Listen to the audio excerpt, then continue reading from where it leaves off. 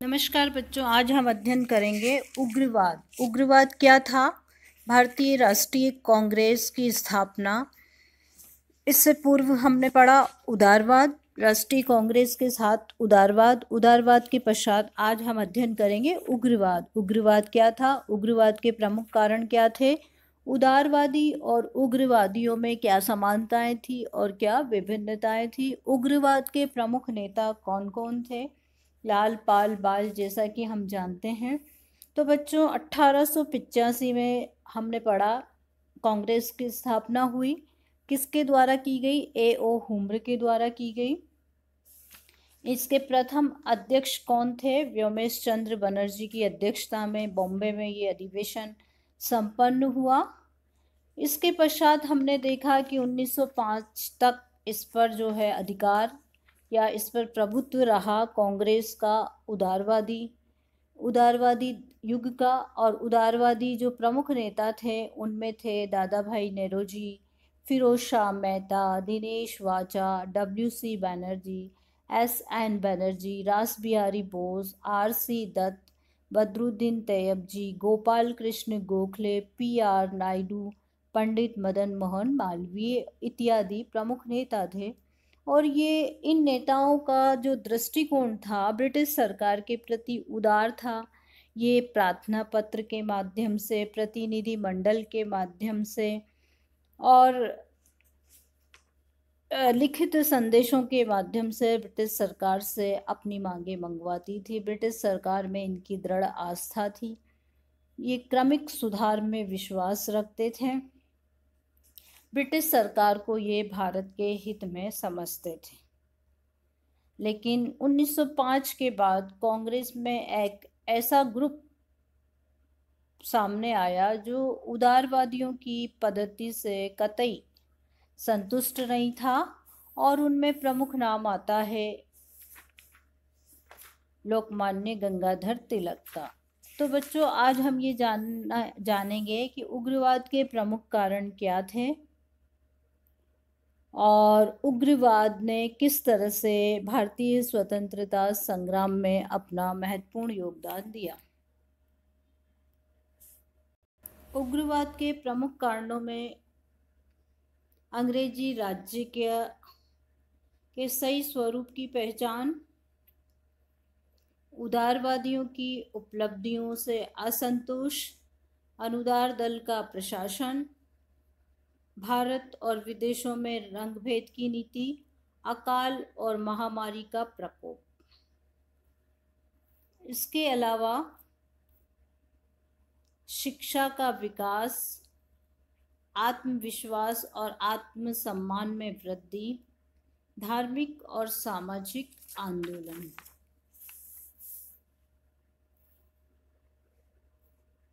अंतर्राष्ट्रीय घटनाओं का प्रभाव, लेस्डाउन कर्जन की प्रतिक्रियावादी नीति, बढ़ते हुए पश्चिमीकरण के विरुद्ध प्रतिक्रिया, बाल पाल बाल का नेतृत्व, भारत की बिगड़ती हुई आर्थिक स्थिति और बंगाल का विभाजन। तो बच्चों, ये है उग्रवाद के उदय के कारण। तो सबसे पहले हम देखेंगे उग्रवाद के उदय में अंग्रेजी राज्य के सही स्वरूप की पहचान। अंग्रेजी राज्य के सही स्वरूप की पहचान जो करवाई गई वो उग्रवादियों द्वारा करवाई गई। हमने जैसा कि कहा कि प्रारंभिक काल के नेताओं ने अध्ययन और लेखों को भारत में अंग्रेजी राज्य के सच्चे स्वरूप को समझाने का प्रयास किया। उन्हें अपने लेखकों के द्वारा, अपने अध्ययन के द्वारा लोगों को अंग्रेजी राज्य का स्वरूप बताया।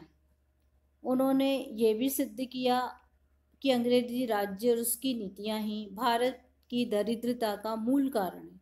दादा भाई नेरोजी ने अंग्रेजी राज्य की शोषण नीतियों का पर्दाफाश कर ये स्पष्ट किया कि अंग्रेजी भारत को प्रतिदिन लूटने का कार्य कर रहे हैं। इसी प्रकार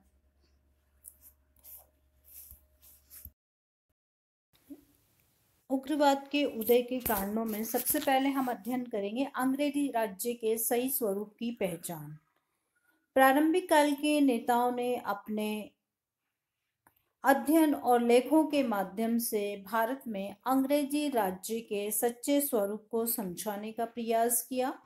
इसी श्रृंखला में हम नाम लेंगे दादा भाई नेहरू जी का, जिन्होंने अंग्रेजी राज्य की शोषण पूर्ण नीतियों का पर्दाफाश कर ये स्पष्ट किया कि अंग्रेज भारत को प्रतिदिन लूटने के काम में लगे हुए हैं।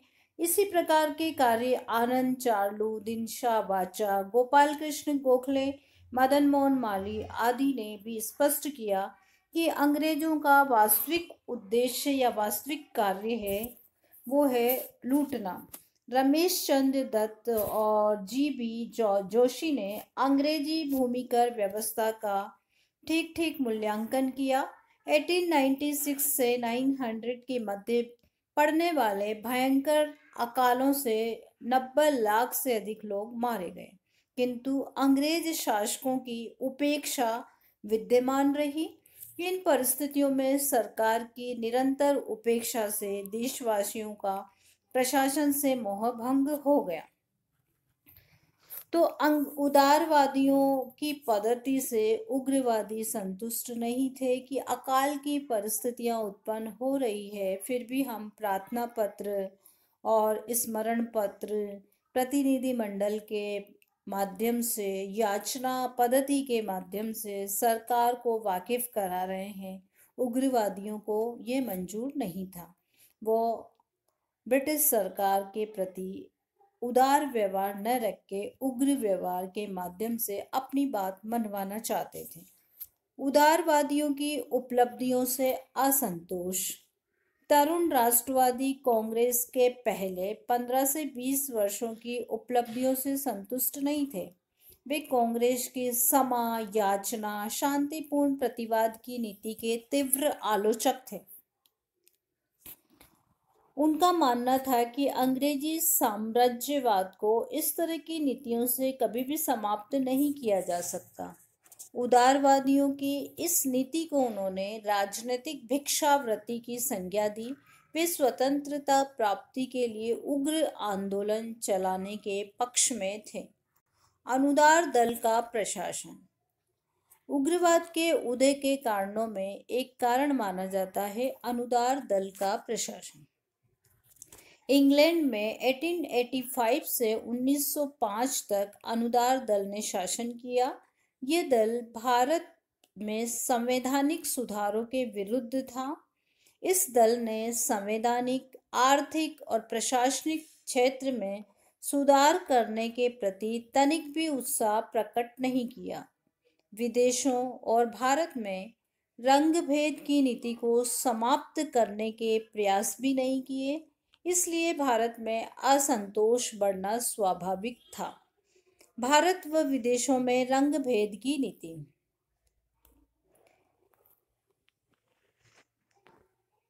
भारत में और विदेशों में पूर्वी एशिया, फिजी, मॉरिशस, दक्षिण अफ्रीका, कनाडा, ऑस्ट्रेलिया, न्यूजीलैंड और अन्य देशों में जीविका उपार्जन के लिए भारतीय काफी संख्या में बस गए थे। वहां पर उनके साथ दुर्व्यवहार किया जाता था। इसके प्रति कांग्रेस ने लगातार सरकार का ध्यान आकर्षित किया। भारत में भी यूरोपियों द्वारा इस प्रकार के व्यवहार का अंत करने का प्रयास किया गया। अकाल व महामारी का प्रकोप। 19वीं शताब्दी के अंतिम दशक के अधिकांश भाग में भारत के अनेक प्रदेश दुर्भिक्ष और अकाल से पीड़ित रहे। 1896-97 में दुर्भिक्ष ने 70,000 वर्ग मील के 7 करोड़ मनुष्यों को प्रभावित किया। इस दुर्भिक्ष के समय बम्बई प्रांत के दक्षिण भाग में भयंकर प्लेग फैला। बम्बई और पूना में प्लेग के प्रकोप को कम करने के लिए अंग्रेज अधिकारियों ने अविवेकपूर्ण निर्दयता से काम किया। प्लेग कमिश्नर रेड के आदेश से सैनिकों और सिपाहियों ने मनमाना व्यवहार किया। तिलक ने अपने पत्रिका केसरी में इसका विरोध किया और महाराष्ट्र के नवयुवकों को हिंसात्मक कार्यवाहियों के लिए उकसाने के आरोप में तिलक को 18 मास का कठोर कारावास ब्रिटिश सरकार द्वारा दिया गया। इन घटनाओं से जनता में बड़ा रोष फैला और अकालों में 1899 का अकाल सर्वाधिक भयंकर अकाल था। इसका प्रकोप 1901 तक रहा। पहले की भांति इस अकाल में भी सरकार ने राहत कार्यों का समुचित प्रबंध नहीं किया। लोग भूख से, कमजोरी से मरने लगे। मरने वाले में पशुओं की संख्या भी बहुत अधिक थी। तो अकाल, महामारी, रंग भेद की नीति, अनुदार दल का प्रशासन और उदारवादियों की जो राजनीतिक भिक्षावृत्ति की प्रवृत्तियां थी, उससे उग्रवादी संतुष्ट नहीं थे और एक नए तरीके से, उग्र तरीके से ब्रिटिश सरकार के समक्ष अपनी मांगे वो रखना चाहते थे। इसके अतिरिक्त उग्रवाद के उदय में शिक्षा का विकास महत्वपूर्ण रहा। शिक्षा के व्यापक प्रसार से जहां एक और भारतीय तेजी से शिक्षित होने लगे, उनमें जागृति आई, दूसरी ओर उनमें बेरोजगारी, अर्ध बेरोजगारी भी बढ़ी, क्योंकि शिक्षित होने वाले व्यक्तियों की तुलना में सरकार रोजगारों का सृजन नहीं कर सकती थी। इनमें से अधिकांश अपनी बेकारी और दयनीय आर्थिक दशा के लिए उपनिवेशी शासन को उत्तरदायी ठहरा रहे थे। धीरे धीरे वे विदेशी शासन को नष्ट करने के लिए उग्रवाद की ओर झुकने लगे। भारतीयों का ये नवशिक्षित वर्ग पश्चिम शिक्षा के कारण वहां के राष्ट्रवाद, जनतंत्र, आमूल परिवर्तन के विचारों से अवगत हो चुका था और वे साधारण भारतीयों में भी आमूल परिवर्तन लाने वाले राष्ट्रवादी राजनीति का प्रसार प्रारंभ कर रहे थे। आत्मविश्वास और आत्मसम्मान में वृद्धि। राष्ट्रवादियों के प्रयास से भारतीयों के आत्मसम्मान और आत्मविश्वास में वृद्धि हुई। तिलक, अरविंद घोष, विपिन चंद्र पाल जैसे राष्ट्रवादी नेताओं ने अपील की कि वे भारतीयों की विशेषताओं व शक्ति को पहचाने। धीरे धीरे ये धारणा बलवती होने लगी कि जनसाधारण के सहयोग के बिना स्वतंत्रता प्राप्ति के लक्ष्यों तक नहीं पहुंचा जा सकता।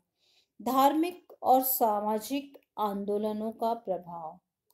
प्रारंभिक कांग्रेसी नेता पश्चिमी सभ्यता से बहुत अधिक प्रभावित थे। वे मानते थे कि भारत की प्रगति के लिए ब्रिटिश शासन हितकारी है। 19वीं शताब्दी के अंतिम दशकों में सुधारवादी नेताओं ने प्राचीन भारत की महानता को जनता के सामने रखा, उनमें आत्मविश्वास को जागृत किया।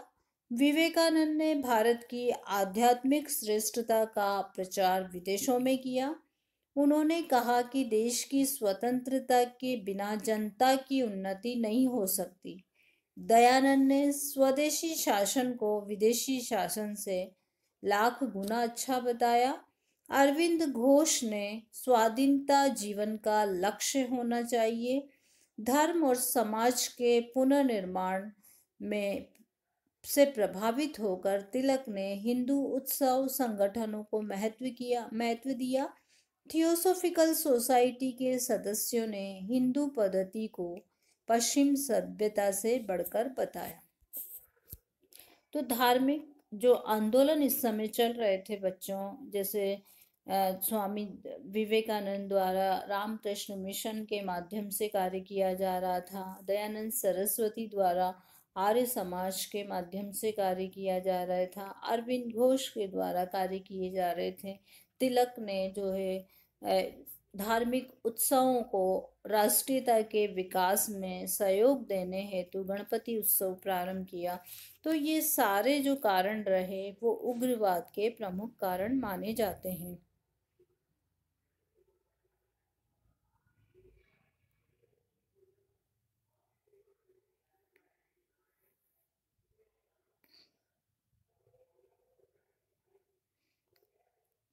तो बच्चों, हमने जाना शिक्षा का विकास, आत्मविश्वास और आत्मसम्मान में वृद्धि, धार्मिक और सामाजिक आंदोलनों का प्रभाव किस तरह से उग्रवाद के विकास में सहायक सिद्ध हुआ।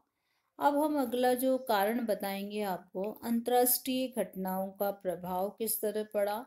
इस समय एक छोटे से राज्य द्वारा, एबिसिनिया द्वारा इटली को परास्त कर दिया गया। रूस जापान के युद्ध में रूस हार गया। आयरलैंड का विद्रोह जो ब्रिटिश सरकार के प्रति हो रहा था, उस विद्रोह से भी भारतीयों को प्रेरणा मिली।